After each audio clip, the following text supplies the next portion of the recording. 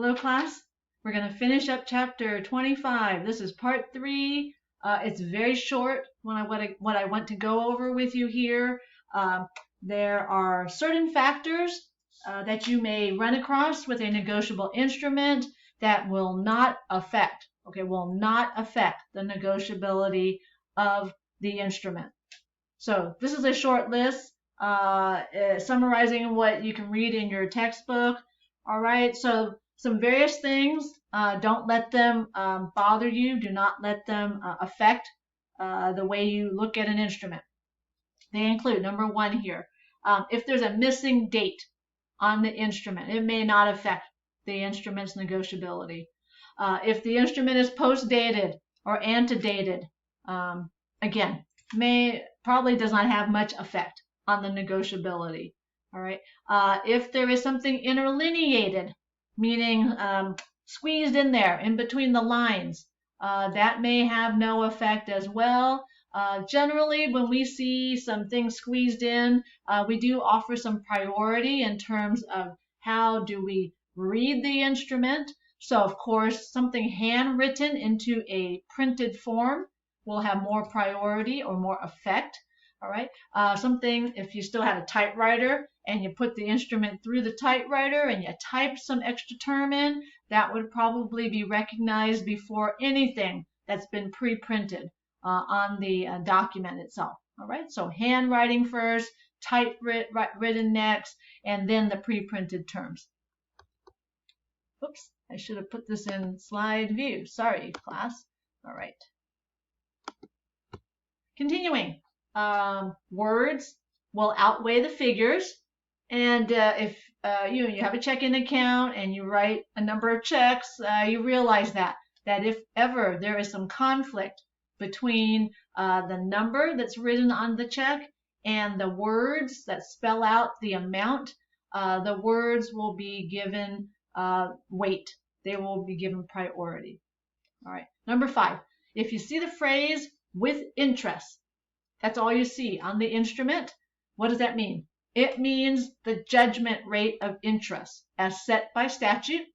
Every state may have a different amount set as the judgment rate of interest. I have never really looked into other states' statutes, but in California, that amount, the judgment rate of interest, is 10%. All right, and then the last point, just to point out to you, is that if you see the notation non-negotiable on a check, it doesn't have much effect, okay? So people can write that on there, but if it's on a check, it will not have any effect. Other instruments, it may have some effect. All right, so I don't know if you'll run across that in our class or any kind of examples we look at, but if you see that out there, when you go to work or in your career, you can look into that a little more closely. All right, that closes out pretty much what I wanted to do to finish the chapter off. And I think that since this tape video is only run in a short period of time, we might as well look at one more problem. I'll just combine it with problem 25-1. So let me switch out here. Go to your textbook. Sorry, class, I kind of lost my place there. All right, so I have it on the screen. Problem 25-1. This problem reads as follows. Sabrina Runyon writes the following note on a sheet of paper. I, the undersigned, do hereby acknowledge that I owe Leo Wu $1,000 with interest, payable out of the proceeds of the sale of my horse, Lightning, next month. Payment is to be made on or before 6 months from date. And it asks you in this problem to determine whether or not this instrument is negotiable. All right, so when you're given a problem like this, what do you have to do? You have to recall what are the 6 requirements for a negotiable instrument. All right, so let me just show you in your textbook. You have a pretty good resource here. Let me back up a few pages in your textbook. Sorry, class. It should be in here. All right, there should be a chart. Here it is. All right, concept summary 25.1. In your textbook, if you have a hard copy book, you'll have a nice chart, very clearly delineated the requirements in one column and some explanation in a second column. All right, this is handy.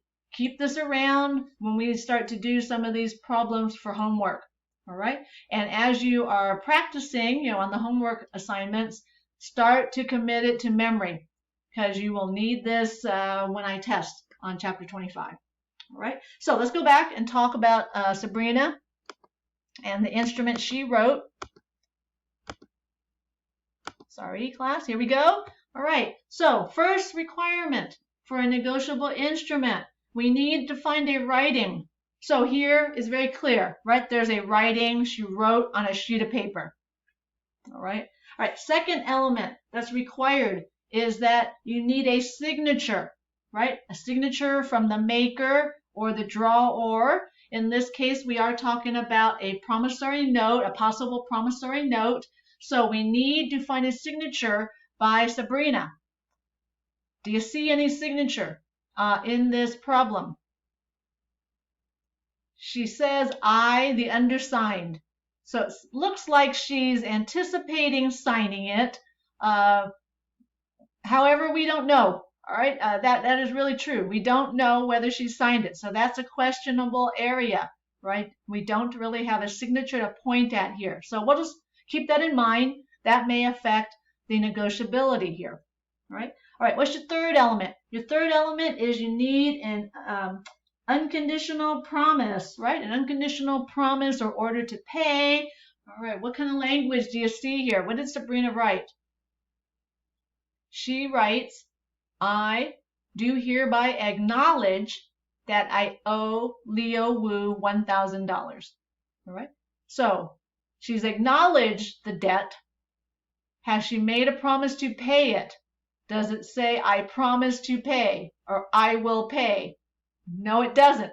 So we have a problem here. This also will affect the negotiability. And we'll keep moving, but I just want you to, take note that we already don't really have a signature. We failed to find an unconditional promise to pay. All right, let's move on to the fourth element. Fourth element is a fixed amount of money. All right, the $1,000 is mentioned. That's pretty clear. Okay. However, what's not clear here? The amount of interest. What is the interest rate? It does not say the judgment rate of interest. It does not say the maximum interest under law in the state of California. Some reference like that. So that's a little bit iffy, right? That's a little questionable. We cannot put our finger on how much interest, right? All right. What's our fifth element that's required? Our fifth element, I'm just taking a look at my notes here. It has to be payable on demand or at a definite time. All right. So when is this paid? When is it promised to be paid? It does say the last line of the instrument, payment is to be made on or before 6 months from date. All right. If we had a date, let's just say we have one for argument's sake. All right. Then we could calculate when would the instrument be due, when would the payment be due, and so it would be payable on a certain date. However, without a date, it becomes questionable. It affects the negotiability of the instrument. All right, and then the sixth element, the last element, is that the instrument needs to be payable to order or to bearer. All right. And we come back to kind of the same problem we had with, is there an unconditional promise? Because it's not that clear, okay, that it says, I will pay Leo Wu, all right? And it does not say bearer, I will pay the bearer. So that may be an issue that affects the negotiability too. All right. If we could kind of argue that, well, she's acknowledging Leo here, so Leo has got to be the person to whom the payment is due, maybe we could get over that hurdle. All right. But there's plenty of other problems with this instrument, and your conclusion then would be that this lacks negotiability. It's not going to be a negotiable instrument. And so therefore, we're not going to be able to take advantage of some of the benefits of the UCC. All right. It does not mean that Leo will not have any chance of enforcing the instrument. But if you can't use the UCC, or whoever the transferee from Leo cannot use the UCC, where does that leave the collection of this matter, of this amount of money? It leaves it to contract law. All right. And what you learned in 12A still applies. All right. It means whoever's trying to collect on this would have to go to court and bring a lawsuit, litigate it. All right. Go all the way to trial or try to settle it. That costs a lot of time. Certainly people need representation in court, so you have legal fees.